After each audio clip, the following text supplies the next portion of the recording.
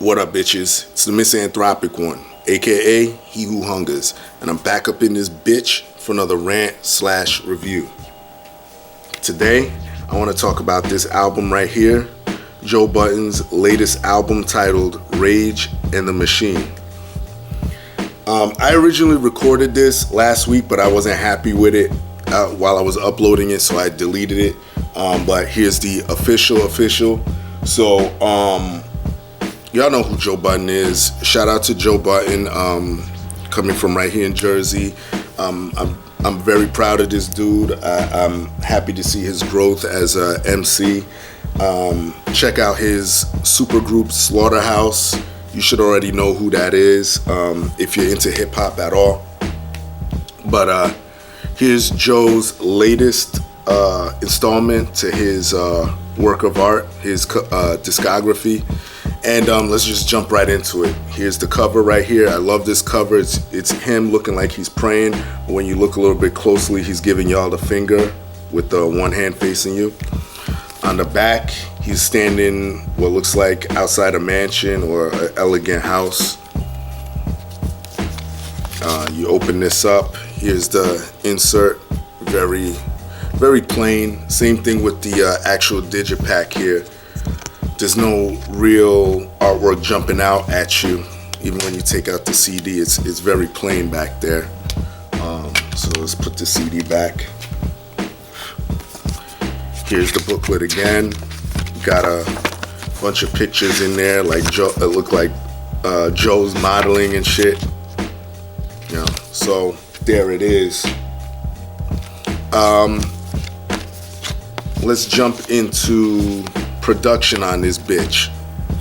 This entire album was produced by Arab Music from Dipset fame. Some of you that are into Dipset or the Diplomats, you will know who this guy is. You should be familiar with who he is. And I'll get more into the production in the pros and cons. I got to shout out Illmind, who co-produced a track on here. Yeah, he co-produced the track. Additional instrumentation by Brady Watt and by Parks. Okay. Features on this bitch. You have Joel Ortiz, who is one of his partners in rhyme in Slaughterhouse, for those unfamiliar. You have Jazzy, you have Tory Lanez, Fabulous, Imani. Joe, if you're watching this, you should just really make a group with that dude Imani. Do like a duo or something, because this dude is a constant collaborator with Joe Budden. If you're familiar with Joe Budden, you know who the fuck Imani is. And you got Stacey Barth. So, got 11 tracks. The features are doled out kind of evenly. Tory Lanez and Fabulous on the same track, titled Flex. So you get a lot of Joe on here. Pros and cons. Pros is Joe Budden. You can check my older videos. He never really lets down as far as lyrical content. I mean, you know, I know some people are gonna bring up that one Slaughterhouse album, but with the exception of that, Joe never lets down as far as lyrical content. Okay. You got tracks on here like track 1 called Title 3 and track 2 titled Uncle Joe, where he is he touches on a lot of his like the generational gap and him being accepting of his age. He's like I think mid to late 30s or something like that. Especially more on Uncle Joe. Okay. when you go to, you could jump forward to, well, let's go to track 3, Serious featuring Joel Ortiz. Straight bars. I love the Spitfire flow that both of them got on there. Dangerous song. We'll jump forward to track 5, Flex featuring Tory Lanez and Fabulous. That track is for the ladies.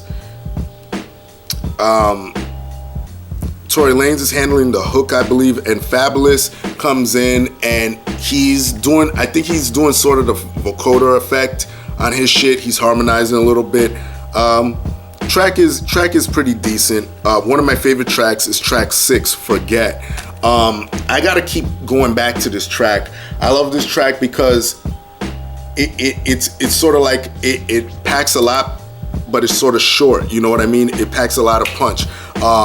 It's about a minute and 30 seconds or a little bit over that. But Joe is talking about how he's dealing with certain people or may have encountered certain things, but he forgets certain details of the story. I'm probably not doing it justice by describing it, but you got to listen to the track. I absolutely love that track. Track 7, titled I Gotta Ask, love that track. Kind of reminds me of Jay-Z's Hard Knock Life. When you listen to it, you'll know exactly why I'm saying that.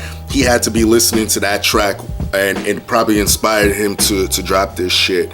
And probably my favorite track on here is the last track, 11, titled Idols. I love tracks where you find out what influenced or who influenced the artist to do what they're doing, especially in hip hop. He references Greg Nice, Chuck D, Third Bass, Cube. All in all, I really enjoyed this album. Production, let me get into that. Fit like a glove. A-Rap Music, great producer. He made a lot of hits for Dipset, and you know I was kind of skeptical with what was gonna happen with Joe Budden, because he's one of the dudes that he's known in the mainstream, but he still sticks to who he is. So I didn't know how that would mesh. You know, Dipset is more, you know, they're grimy, but their shit, for some reason, well, to me, is more accepted in the mainstream. It's more accessible to me. But fucking beautiful collaboration here. Joe being the Rage, the Machine being A-Rap Music. Hope you guys collaborate again. Cons, I think that the album was a little bit too short for my liking, but again, I could understand because Joe is out there working with Slaughterhouse, probably writing more music. This dude writes so much shit. Probably one of the best introspective writers in hip hop. I've said this before. But yeah, my rating of this, I would probably give it like a 8.25 easy. One of the top contenders for my end of the year list. So look for this one, okay? Everybody else, y'all know the deal. Leave your love, leave your hate. Most of all, subscribe, support dope shit, and that's it. Peace, bitches.